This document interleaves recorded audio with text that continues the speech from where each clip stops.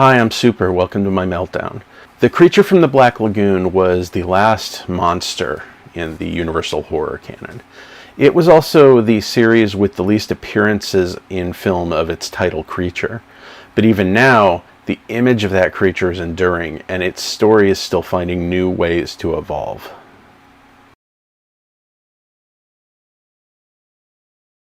So I will state right up top, until I began working on this video, I had never seen the two sequels to Creature from the Black Lagoon. They were not as available when I was younger as a lot of the other sequels to the Universal series overall were, so I just hadn't gotten around to them ever, and it just never happened. So some of my comments on those are based less on a film I've seen a dozen times and absorbed over the years, and more as my reactions while watching them for the first time and taking a lot of notes. The amount of notes that I take for these videos, if I'd done that in school, I probably would have gotten better grades, but I digress. So a few bits about the origins of these films. The initial spark came from producer William Allen hearing a cryptozoological story about a half-man, half-fish creature living in the Amazon. He then wrote a story called The Sea Monster, inspired partly by this and partly by Beauty and the Beast. Tale as old as time. This got turned into a treatment and then a full script, at which point they hired Jack Arnold, who had just directed the 3D film House of Wax with Vincent Price, which is one of my favorites.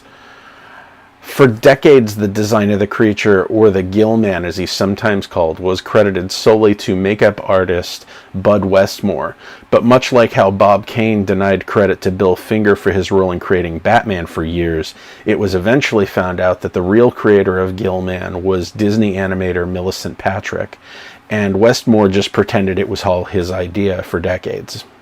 Creature and Revenge of the Creature are the only films in the Universal horror canon to have been filmed in 3D.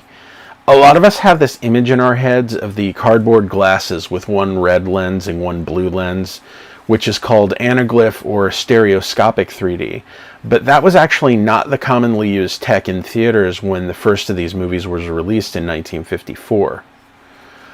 What was used was what's called the polarized light method of 3D, which is more like what 3D is like today, where the glasses are clear or grayish. There have been advances in that technology more recently in the 2000s, and it's had a resurgence in popularity, but it did exist back then, and that was what was used. Even though it was filmed in 3D and presented that way in some locations, by the time Creature was released, the 3D fad of the time was going out of style. So a lot of audiences just saw it in 2D. They did use anaglyph 3D in a conversion for the 70s re-release of the films. The third film, The Creature Walks Among Us, was filmed entirely in traditional 2D, but 3D, 2D, either way, one thing I can say for all three of these movies is the underwater photography is extremely well done, and they probably wouldn't be nearly what they are without it. Creature from the Black Lagoon was filmed in Universal City in California and at Rice Creek, which is near Palatka, Florida. I just mentioned this because I have a number of friends in Florida. I don't have a joke here or anything, just hi Florida friends. So the first film starts with a geologist finding a fossil of a humanoid-looking hand with webbed fingers near the Amazon River. He goes back to the U.S. to convince his friend, Dr. Reed, an ichthyologist, that's a fish scientist basically, to come back with him to study this. Meanwhile, Gillman finds an encampment. The people there panic and attack him, and he kills them in self-defense. Most of the rest of the movie involves Dr. Reed, his girlfriend Kay, and a group of others taking a steamboat down the Amazon to the Black Lagoon, first to look for more fossils, and then once they see the Gill Man, to find and capture him. Meanwhile, Gill sees Kay swimming, and how do I put this? He kind of starts stalking her. You cannot marry a woman without gills. You're from two different worlds. He gets trapped in a cage briefly, but he's also extremely strong, much more than a regular person, and escapes, kills some of the crew, tries to kidnap Kay, and then gets shot several times, and his body sinks back into the lagoon. End of movie. Now, aside from the stalking, this is mostly, honestly, the human's fault. They're invading his home. He's defending himself. It's really not complicated. I'm mostly on Gil's side on this one. And this was the intent of the screenwriters. They wanted you to be able to see this from the point of view of the Gill man, who really is mostly just minding his own business. All these films, in a way, can be viewed as a tale of how we treat those who we've othered into inhumanity, which is a theme through several Universal horror movies, and I think it works particularly well in this series. There's a novelization of the first film from 1977 for some reason, where it rewrites the Gill man as being a giant creature that's as big as the entire boat all of these people are on. This may be the partial basis for an even weirder and short-lived musical stage show at Universal Studios Hollywood, where the finale featured Gillman growing into a giant and eating Kay at the end. I looked it up, I watched footage of the musical on YouTube, and I'm still not sure what I watched. It was bewildering, and it was pulled within a year of premiering, and it's never been seen again. The second movie, Revenge of the Creature, posits that the Gillman might be a missing evolutionary link between man and amphibian, so they're seeking to go into Gillman's home and capture him for research. When he attacks one of them, they set up boxes of dynamite all over the lagoon to blow him up, which seems counterproductive to have a live creature to study. Fortunately for them, the explosion only puts him into a coma. Clint Eastwood appears in this second movie in a very minor role. It's his first movie role as a lab assistant who insists that one of the cats in their lab ate one of the rats because he doesn't know that he has the rat hiding in his coat pocket. It's a 30-second scene. It never comes up again. He never comes up again. And it would probably not even be noticeable if it wasn't Clint Eastwood and I didn't think rats are cool. Revenge was mostly filmed in Marineland in Florida with a few shots in Jacksonville. It's a bit surprising that Marineland was okay with filming here because it does not exactly present a rosy picture of captive aquatic life or how they're treated. They keep swapping back and forth between lighthearted, look how cute the dolphins are here shots, and look at this creature who has been taken from his home and chained up. And these movies are subversive in a lot of ways, but I don't know that this is an intentional juxtaposition.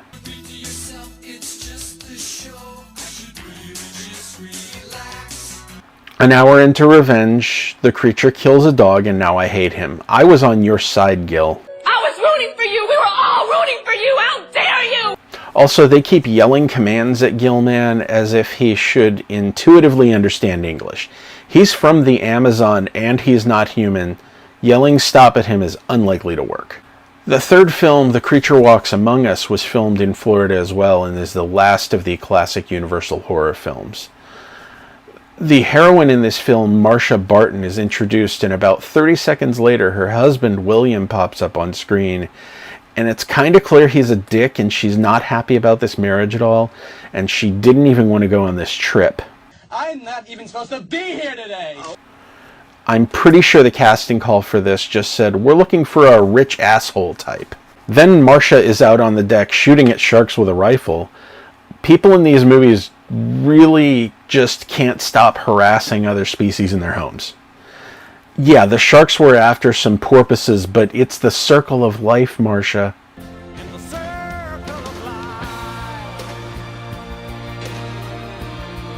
Also, apparently, William is mentally unstable and a controlling, possessive rich asshole. Good Lord, this woman needs a divorce attorney. William is a walking advertisement for a sale at the Red Flag store.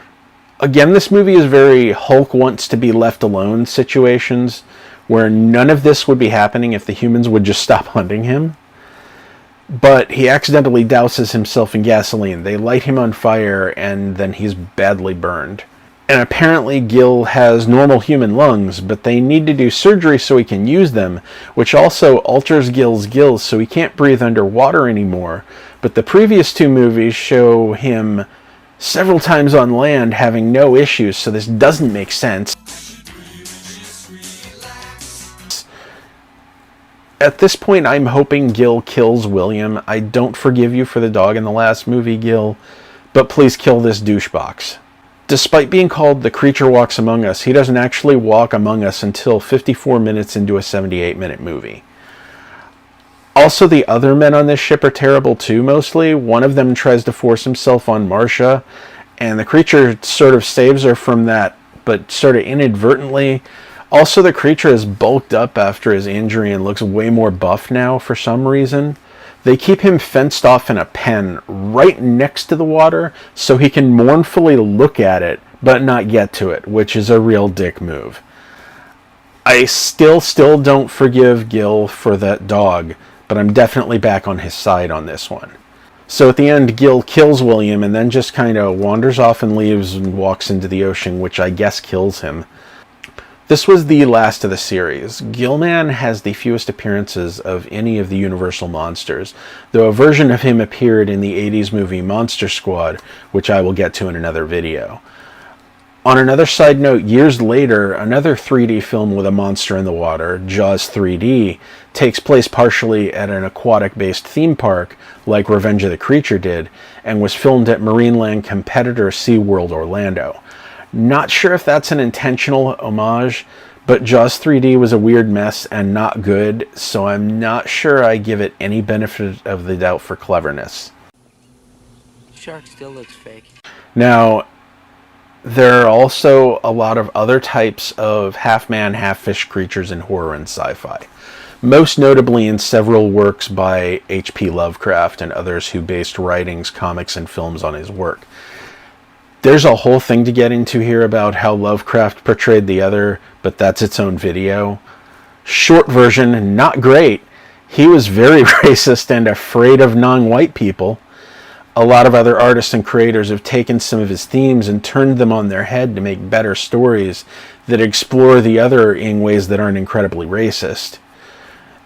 There have been numerous attempts to do a remake of Creature from the Black Lagoon, including tries by directors such as John Landis, John Carpenter, Peter Jackson, and Ivan Reitman, but none of them ended up getting made. In 2002, Guillermo del Toro had been attached to a remake, but Universal didn't like his concept in which Gilman has an actual romance with the heroine. So he held on to the idea for himself and eventually made The Shape of Water in 2017 and won an Oscar for Best Director and Best Picture. Side note, Del Toro is one of those filmmakers who has taken inspiration from Lovecraft and been vocal about that. Oddly, this being his most fishy of films, the Lovecraft influence is not really present. But he does have a ton to say about the other in society and does it brilliantly. He's pictured here holding a Necronomicon. Eliza, Zelda, and Giles, all of the hero characters in Shape of Water, are part of some disadvantaged class. Eliza has scars on her neck that she's had since she was a child and is unable to speak. Zelda is a black woman. Giles is a closeted gay man. It's sort of interesting because early on, while arguing with Eliza, Giles says about Gil, "It isn't even human." And Eliza responds back, "If we do nothing, neither are we," which is pretty powerful as a statement of why we should fight for the rights of others. And Giles is kind of dismissive of this until he goes to a diner and experiences some harsh oppression and bigotry, firsthand when he misreads things with the server there and gets rejected, and then secondhand when that same server denies service to a black couple. I could quibble a bit that he shouldn't have needed that to understand why the autonomy of another is worth fighting for. But sometimes that's how it starts for people, and certainly in 1962, when this movie is based, people were very much not seeing it. Some people still aren't now, and it's 2020. Michael Shannon plays a great villain in this. They don't introduce him with an act of great evil. They just have him walk into the bathroom, wash his hands, and then pee while the women custodial staff are still there, and then explains to them that washing his hands after he pees would be a flaw in character. Saying it out loud, I take it back, that is an act of great evil. I mean, later we see him torture the Gill Man, suggest vivisection, murder multiple people, commit more torture, etc. But here's where we know he's evil before all of that. They address salinity of the water, which they never did in the other movies. Gilman is from the Amazon, which is fresh water, so salt water seems likely to be bad for him, but this movie is so good that I can completely forgive that detail. I'll allow it. But watch yourself, McCoy. As with The Creature Walks Among Us, Zelda, get a divorce attorney. Your husband is trash. The movie doesn't tell us what she does about her husband selling the heroes at the end, but I hope she left him. The gill man in this kills a cat. It definitely portrays this as an act the creature doesn't fully understand. He's never even really seen a cat before. But then they let him keep playing with the other cat, which, I don't know, I wouldn't have. The ending of the bad guy here, I would put up there as one of the most satisfying villain deaths. I put it aside seeing Hans Gruber fall out of Nakatomi Tower, or watching Nazi faces melt in Raiders of the Lost Ark, Inigo Montoya finally getting revenge on the Six-Fingered Man for the murder of his father. He's truly a villain you want to see die. I love this movie, but I'm a big fan of Del Toro. He's one of a very short list of directors who has yet to disappoint me. He knows how to take a story like this, that if you just say it out loud, it's about a woman who falls in love with a fish man. It's ridiculous, but Del Toro is such a brilliant filmmaker that he knows how to make that work and give it a heart that you wouldn't expect. I'm not entirely sure that Guillermo del Toro is not some kind of wizard. There was a lawsuit against Del Toro for plagiarism and a few other accusations of it for this movie, but none of them really went anywhere, and the lawsuit was dismissed because they didn't hold water.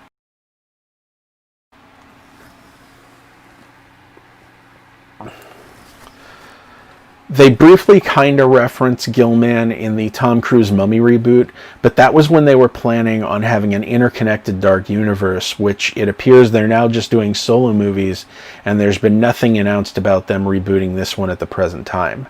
Overall, I think the Creature movies are the most consistent of tone of all of the Universal Monster sub-series, but they were also made within a span of 3 years start to finish, so there wasn't a lot of time for them to drift away from the point.